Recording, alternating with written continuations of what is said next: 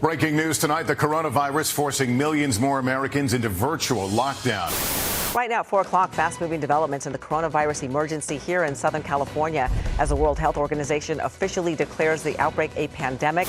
I have a very strong message to all Angelenos to continue to practice social distancing.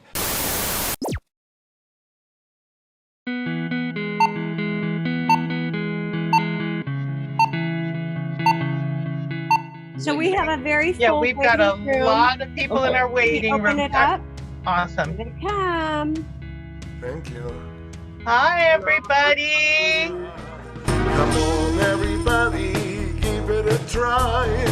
Raise your voices to the sky.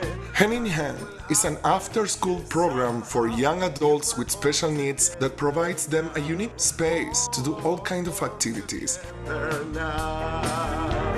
We meet every Thursday from 4 to 5, but we also have amazing special events throughout the year, tailored for all people with all different kind of abilities. But of course, last year was quite different for all of us. Friday, March 20th, that was when the stay-at-home orders came out. And I knew by Monday that all of these people with disabilities who are so used to a routine that it was going to be a really challenging situation for them. All of a sudden, we go from seeing people in person and everybody's at home by themselves.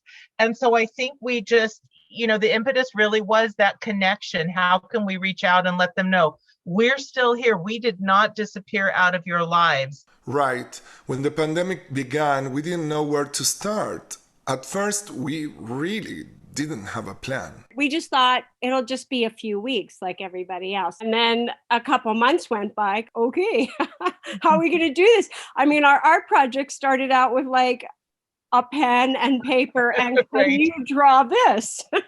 Right.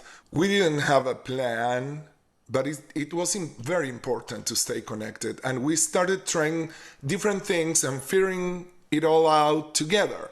And it has been an amazing journey with a lot of silver linings. For example, we welcome more participants that couldn't join before because of physical distance, and now they can. Being on Zoom has allowed not only more participants, but greater access sometimes. And there's been greater interaction between participants than there is normally when we're hanging out in a room kind of spread out and there's chaos and there's noise. And I think that's part of it too. There's something a little less chaotic about the Zoom than there is in a room, which also works for many of our participants. Yeah, we have discovered a lot of advantages and many positive surprises this year. I think Zoom feels very safe to people, but you're right up with them, but you don't have the physical aspect, which is not comfortable for everybody to have physical connection. And also they could say it verbally. We have people who really love to just write it in the chat box, or they like to do both. So there's different avenues of communication. It has also minimized a lot of the anxiety of having to go from one place to another and deal with traffic and all those transitions. A lot of the individuals that we support that have those anxieties and have difficulty with those, multiple transitions during the day, that's kind of gone. They're in their home environment and there's just not as many demands on them. So it allows them to relax a little bit more. Thank you. The other thing I think we've noticed is there's been a lot more creativity because maybe the material that I have in front of me, even though I might have told everybody what to have, isn't in front of them, but they're like, okay, but I could use that instead. So that's different than when we lay an art project out for them. And then the other piece is a lot more leadership, like people coming up with their own ideas. Like, hey, like this week we're going to do a Disney song trivia game, but that came because they suggested that. Hey, Disney trivia! I like that. That's a great idea. That never happened either. Even though we ask when we're sitting in a circle in person, we always ask everybody can you give us ideas of things that you want to do? For some reason, it doesn't work as well in that setting, but via the Zoom meetings, it really has brought out everybody. They have the space to think about it, and they have really shared a lot of good ideas for activities and things. We could do Beatles trivia. Little by little, we started finding ways to do more and more things. So we prepare art supplies in bags, and we started to distribute them to their homes. So they have them for when we will do art projects. Most weeks we do art projects. We've created like rope bowls, we've done ceramics. And that's the other thing I've loved is I've loved watching people figure out more on their own. There have been the challenges, even in trying to do the art projects, but our guys have risen to that challenge, and they pushed themselves, and they have, made gains and achieved things that when we are in person together, we probably would have stepped in to help them do something to make it easier for them, but they didn't have that, so push the boundaries of what they're able to do, and allowing people with disabilities the dignity of trial and error, and trying things and failing and learning that way, because that's how everybody learns. And we have all learned together, because all of this is new to us too. So we are learning together, making the most of this situation, and even doing new activities that we could have never done before, and now we can. We've had somebody who comes on from time to time and does some signing with us. So yeah, she's been able to join us because we're on Zoom and she doesn't have to travel and that kind of things. Today, Cantor's going to do kind of a name that. They want to do Disney songs, so he's going to do a name that tune. And then if there's time, like I've created a trivia game, so where we're screen sharing. So we do a lot of screen sharing. We've done bingo games. Oh, I got bingo. We've actually done some travel videos. We've gone and visited a few places, little music videos. We've had books that we've read aloud. Yeah, like little documentary shorts, or if it's like a holiday, how do people celebrate Valentine's Day around the world? Like we can watch all that. And of course, the Jewish holidays like Passover, Purim, Tu B'Shvat, Shavuot, Sukkot, and Hanukkah last year was brilliant, was heartwarming. We have a great party going on today, and thank you everybody in hand.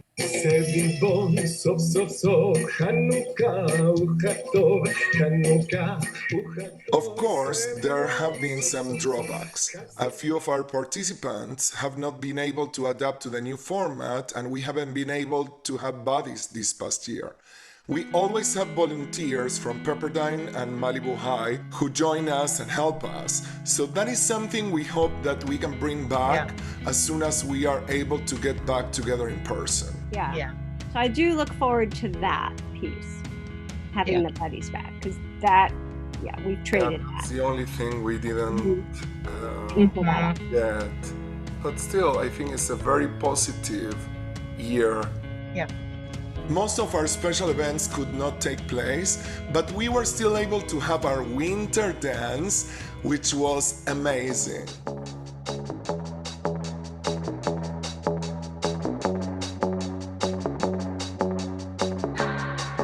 We had delivered packages of candy and glow sticks and things and necklaces. We delivered packages to the participants. Cantor found this amazing DJ from back east who we never would have had under other circumstances, and he was just perfect. And so for an hour he played music and everybody was dancing in their homes and just having a great time and a party, and it was really fun. And this DJ was amazing.